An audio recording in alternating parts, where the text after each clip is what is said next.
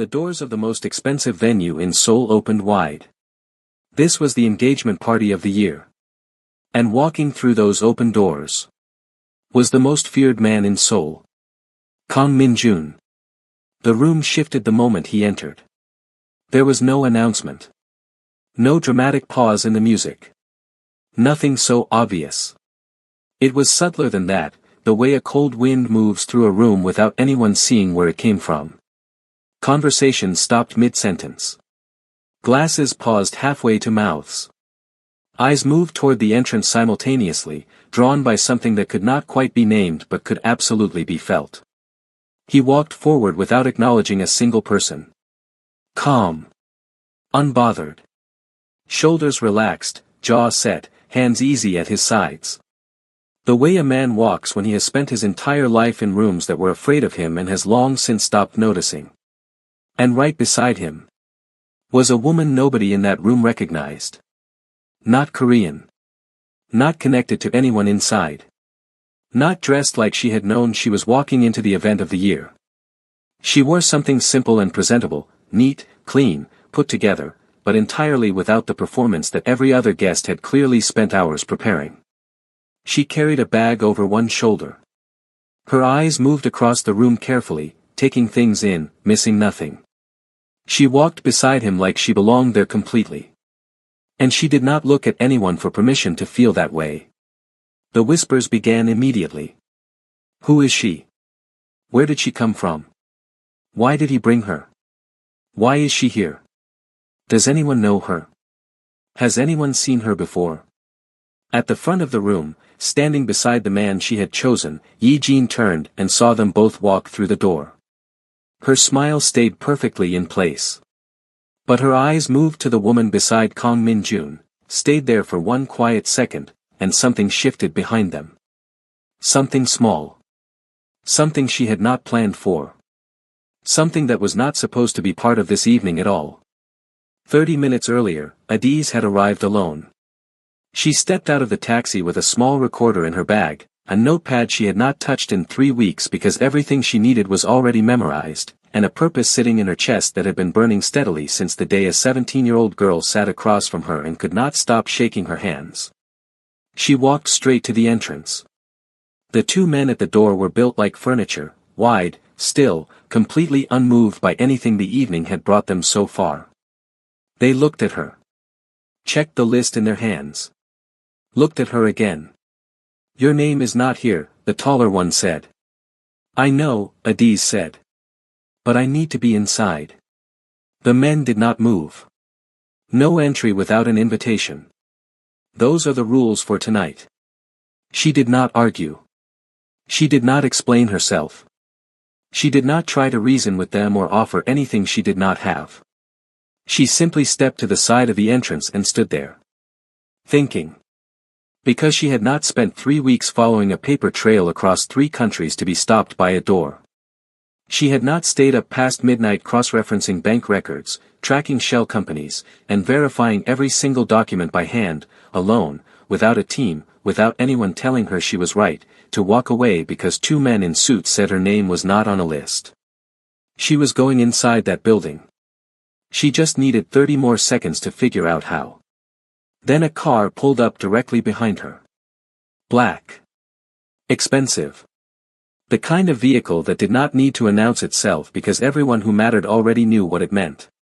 One door opened. A man stepped out. He straightened his jacket once, glanced at nothing in particular, and began walking toward the entrance with the kind of unhurried certainty that said the building was already his before he reached it. His eyes swept the entrance. Landed on the doormen. Then landed on her. Then moved to the expression on her face, the quiet, contained, completely undefeated expression of a woman standing outside a door she had every intention of walking through, and something in his eyes registered it. She's with me, he said, without stopping, without looking back, without breaking his stride for even half a second. The doormen stepped back immediately. No questions. No hesitation. No looking at the list again. They simply moved, the way people move when a name carries enough weight that arguing with it would be its own kind of mistake. Adiz picked up her bag. fell into step beside him. "Thank you," she said quietly, because she was not a person who left things unsaid. He did not respond. But he did not walk ahead of her either. They entered the room together, the most feared man in Seoul and a Nigerian woman with a recorder in her bag, and the engagement party of the year welcomed them both without knowing what either of them had actually come for. They sat down beside each other at one of the long tables near the center of the room. Two complete strangers. Joined by nothing more than a door and a four-word sentence. Neither of them had planned this. Neither of them owed the other anything. And yet here they were, sitting close enough to speak quietly, surrounded by a room full of people who were watching them both without quite having the nerve to be obvious about it. Adiz placed her bag carefully under her chair. Adjusted it once so she knew exactly where it was. Then sat up straight and looked forward. Kang Min-jun straightened the front of his jacket. Rested one hand on the table. Said nothing. Neither of them spoke for a moment. Then the music in the room changed. Something warmer, slower, designed to pull at something inside people. The guests turned in their seats. The crowd near the entrance parted. And Yi-jin and Choi Byung-soo walked in together. She moved through the room like she had rehearsed it, and maybe she had, because every step was exactly right. Her dress caught the light with each movement, something ivory and fitted that made the whole room seem like it had been decorated around her. Her hand rested on his arm lightly, confidently. Her smile was warm and open and completely believable. Choi Byung-soo walked beside her like a man who had just won something enormous and was not yet tired of knowing it. He looked down at her the way men look at things they are proud to own, with that particular mixture of affection and satisfaction that comes when the thing you wanted has finally, completely, become yours. The guests erupted. Applause broke across the room like a wave hitting shore, sudden, full, loud enough to fill every corner of the venue. People stood. Glasses rose. Some guests wiped their eyes, genuinely moved by what they were watching. The couple moved through the celebration slowly, stopping to embrace people, leaning in for words that couldn't be heard across the room, laughing at exactly the right moments. Everyone believed it. Every single person in that room was completely convinced that what they were watching was real, two people in love, one beautiful night, a future that would be exactly as good as this moment promised. Adiz watched Choi Byung-soo from across the room. Beside her, Kang Min-jun watched Yi-jin. His face did not change. Not one muscle moved in a way that gave anything away. But the hand resting on the table was still, too still, the kind of stillness that is not peace but is something just below it, something that has learned to wear peace like a coat. There are things about Kang Min-jun that Seoul knows and things that Seoul only suspects and things that only the people closest to him have ever seen clearly, and even they do not see all of it. What Seoul knows is this: he built his organization from nothing. He started with very little and turned it into something that now touches more parts of this city than most people realize. He controls things quietly, supply chains, properties, agreements that happen in rooms with no cameras. He has never needed to raise his voice to make an entire room comply. His name alone does that. He is 34 years old and he has not once in his adult life needed anyone's help to get somewhere he wanted to go. What Seoul suspects is that underneath all of that, there is something colder. Something more precise. A version of him that appears only when something or someone has made the mistake of crossing a line he has drawn somewhere no one else can see. Most people never encounter that version. The ones who do not talk about it openly. What only the people very close to him know, and even then, imperfectly, is that there was a woman who got past all of it. Yi-jin had not been intimidated by what he was. She had not been impressed by it either, which was rarer, and which he had not known how much he needed until she was already there. She was warm in a specific way, the kind of warmth that does not perform itself, that does not ask to be noticed. She laughed at things that were actually funny. She told him when he was wrong. She sat beside him in silence without needing to fill it, and somehow that silence always felt like the most honest conversation he'd had all week. He had been careful with her. Genuinely careful, in the way a man who has spent his whole life being reckless with everything else sometimes discovers that one thing he cannot afford to break. He had been present in ways his world would never understand or reward. He had built something with her, small and private and real, that had nothing to do with anything his name or his money had ever built before. Then she decided that a man whose name made rooms go quiet was not the life she wanted. She did not fight him about it. She did not give him a moment he could push back against. She simply said it clearly, that she needed something that felt safe in a way he could not give her, and she chose Choi Byung-soo, who was stable and ordinary and nothing like the thing she was walking away from. Kang Min-jun did not beg. He did not pursue her.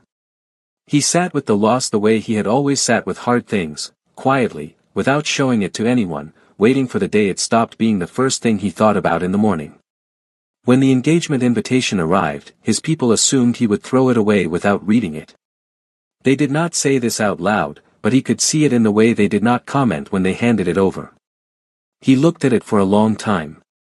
Then told his driver to add the venue to the evening schedule. Because showing up, composed and completely unbothered, was the only answer worth giving to an invitation that had probably been sent half hoping he would fall apart. He was not going to fall apart. He never did. The party was everything it had been designed to be. Elegant. Expensive. Every single detail executed with the kind of precision that takes months to plan and serious money to pull off. The flowers. The lighting. The music chosen carefully for each part of the evening. The staff who refilled glasses before they were empty, who removed plates before anyone noticed they were done. Everything working together to create one feeling, that the people at the center of this room were exactly as special as they believed themselves to be. Choi Byung-soo moved through it all like a man who had never once, in his entire life, done anything he needed to be ashamed of. He laughed easily. He shook hands with both of his. He listened to the older men with that particular expression of respectful attention that wealthy people love to see in younger ones. He touched Yi Jin's back gently whenever she was near him, a small, public gesture that said everything it was supposed to say. He was warm. He was charming. He was exactly the kind of man who made everyone in a room feel like they had known him for years. Adiz watched him from across the room. And thought about Amara. 3 weeks ago, Amara had sat across from her in a small office with plastic chairs and a window that didn't quite close properly, and she had told Adiz everything. She was 17. Small for her age, with eyes that had the look of someone who had been asked to carry adult weight before she was ready for it, that particular exhaustion that doesn't come from physical tiredness but from having to understand too much too soon. Her hands would not stop moving while she talked. Folding against each other. Unfolding. Pressing flat against her thighs, then rising again. She told Adiz about how Choi Byung-soo had come into their lives as an investor. He had been introduced through a church contact, someone her father trusted, someone who vouched for him without hesitation. He had been pleasant from the first meeting. Professional. He spoke about opportunities with the specific confidence of a man who had done this many times and always delivered. He listened when her father talked about the business, 15 years of careful, unglamorous work building a small fabric supply company from one market stall to something real. He told her father he could double it within 2 years. Her father believed him. In the weeks that followed, Choi Byung-soo became a regular presence. Dinners at the house. Long conversations about the future. Documents signed at the kitchen table while her mother made tea. Her father's savings, everything, the account he had been building since before Amara was born, transferred into what Choi Byung-soo called a joint investment structure. Then the small business itself, reorganized under a new company name. Then the house used as collateral for a loan Amara's father did not fully understand he was signing. Then Choi Byung-soo stopped answering calls. By the time her father contacted a lawyer, a real one, not the man Choi Byung-soo had recommended, the accounts were empty. The business had been dissolved. The loan was real and the debt was real and none of the investment documents her father had signed were worth anything at all. Everything was gone.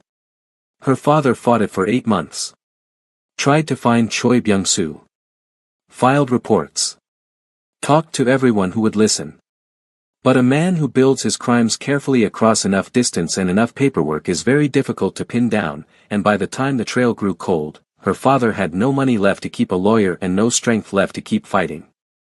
His health went first. Then his will. Then, 6 months after the last account was emptied, he died. Not from one thing.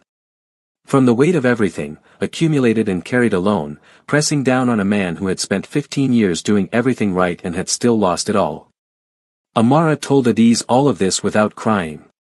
That was the part that stayed with Adiz most, not the story itself, as devastating as it was, but the way the girl told it. Dry-eyed. Careful. Like she had said it enough times in her own head that the words had finally separated from the feeling and she could deliver them one by one like items from a list. Adiz had spent 3 weeks verifying every detail. Every transaction. Every document. Every company registration, every account number, every signature. She found the trail Choi Byung-soo thought he had buried well enough. She found the shell companies, the redirected funds, the legal language designed to make everything look legitimate from the outside while being hollow at the center. She found 3 other families. Different countries. Same pattern. She had all of it in her bag. Every page. Organized and clear and undeniable. And she was standing in a room with the man who had done all of it, watching him smile and shake hands and receive a room full of warmth he had not earned, and she was waiting for exactly the right moment. The guests at the table noticed Adiz quickly. And they made a decision about her even faster, the kind of decision that happens before conscious thought catches up, the kind built from 100 small assumptions stacked together so naturally that the people making them don't realize they're building anything at all. The comments started in Korean. Casual. Light. Spoken without any particular lowering of voices, because the people saying them had already decided she could not understand them, and that confidence made them careless. A woman in a silver dress leaned toward the man beside her and said, with a small smile, that Kang Min-jun had evidently updated his standards significantly. The man beside her covered his mouth and laughed quietly. Someone else, a man in his 40s with the look of someone who had spent a long time being the most important person in whatever room he was in, remarked loudly enough for the surrounding chairs to hear that he genuinely could not understand what she was even doing at this particular event. More laughter. Easy, uncomplicated laughter. The laughter of people who felt completely safe. Then the comments shifted. Still in Korean. Still casual. Still wearing the relaxed tone of people who believed they were having a private conversation in a crowded room. They moved on to Kang Min-jun himself. How remarkable it was, someone said, that the great Kang Min-jun had come in person to watch his former girlfriend get engaged. What composure, said another, admiringly and mockingly in the same breath. What discipline it must take to sit there looking unbothered while your ex walks through the room on another man's arm. And then, quieter, more pointed, even the most feared man in Seoul, it seemed, could not hold on to one woman. Nobody said it directly to him. Nobody looked at him when they said it. Because saying it to his face, even here, even surrounded by witnesses and expensive lighting and the social protection of an engagement party, was a different category of risk entirely. The kind of risk that had no guaranteed end point. The kind you do not take unless you are certain, completely certain, that nothing can reach you afterward. So they used Adiz instead. As cover. As the soft place to land all the words they could not say directly. As the safest possible way to say what they meant without having to be the ones who said it. Adiz sat through all of it. Still. Glass in her hand. Eyes moving occasionally, not frantically, not anxiously, but with that slow, precise attention of someone who is listening to everything and filing it all away. She was not looking at the table. She was looking at Choi Byung-soo at the front of the room. Beside her, Kang Min-jun did not move. His face did not change. His expression remained exactly what it had been when he walked in, composed, present, and entirely unreadable. But his eyes moved. Slowly. Without hurry. One by one, he found the faces of the people who were laughing. He did not say anything to them. He did not need to. One by one, they found something else to look at. The table grew slightly quieter after that. Not silent, that would have required an acknowledgement nobody was willing to make, but the specific kind of quiet that falls when a room remembers, all at once, who it is actually sitting near. The host announced that it was time for guests to share words for the happy couple. This was the part of the evening that required a particular kind of performance, the warm toast, the polished memory, the story that made Yi Jin laugh and Choi Byung-soo look humble and the room feel like it was witnessing something genuine. The microphone began making its way around the tables, passed from hand to willing hand, and person after person stood and delivered exactly what the moment called for. Warm. Practiced. Perfectly timed. The microphone reached a table near the front, and a man stood and spoke lovingly about Choi Byung-soo's integrity, how honest he was, how dependable, how a man like that was exactly the partner a woman like Yi Jin deserved. Applause followed. Yi Jin touched her chest. Choi Byung-soo smiled. Eventually the microphone made it back toward the middle of the room. And then the man at the table, the one in his 40s who had been the most comfortable with the jokes earlier, picked it up. Looked at it. Then, with the expression of someone who had just thought of something deeply amusing, turned and held it out toward Adiz. With an exaggerated smile. An offering. The kind that is not really an offering at all. The table caught on immediately. Laughter started before she had even moved, anticipatory laughter, the kind that is already responding to the punchline before it happens, because the punchline was assumed to be simple. She would look confused, or shake her head, or reach for the microphone and produce nothing useful, and the whole table would have one more small, comfortable thing to feel superior about before the evening continued. Adiz set down her glass. She stood up. She took the microphone. The laughter continued for exactly 3 more seconds. Then it stopped. Because she began to speak in Korean. Not halting Korean. Not accented, careful, effortful Korean. Fluent, clear, unhurried Korean, every syllable placed with the kind of precision that comes from years, not months, not weeks. The kind of fluency that could only have come from someone who had sat inside the language long enough for it to stop feeling foreign. The room did not just go quiet. It went completely, physically still. Like someone had reached into the air and removed all the movement from it at once. Adiz stood with the microphone and did not look at anyone's expression of shock. She did not acknowledge the table beside her. She did not pause to enjoy the silence, though she had earned the right to. She began by congratulating Yi Jin warmly, sincerely, looking at her directly as she spoke, because Yi Jin had done nothing wrong, and Adiz was a precise woman who aimed at only what she intended to hit. Then she turned to Choi Byung-soo. And she told the room about a family. She told them about a man who had spent 15 years building something small and real, a fabric business, nothing grand, nothing glamorous, just a man's honest work repeated every day for 15 years until it became something his daughter could be proud of.